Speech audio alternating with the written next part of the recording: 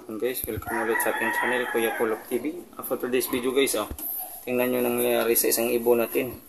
Ayaw na tumayo. Ano kayang klaseng sakit to guys? Kita nyo naman, hindi na makakatayo itong ibon na to. Kaya nangyari to, tapos yun umatay ng sama ng kulay. Pasintabi pala sa kumakain dyan. Sinsa na kayo. Nangyari sa ibon na yan. Wala yung mga warriors natin guys. Saan may sisiyo na yan. Dito sa kabila. Warriors natin yan.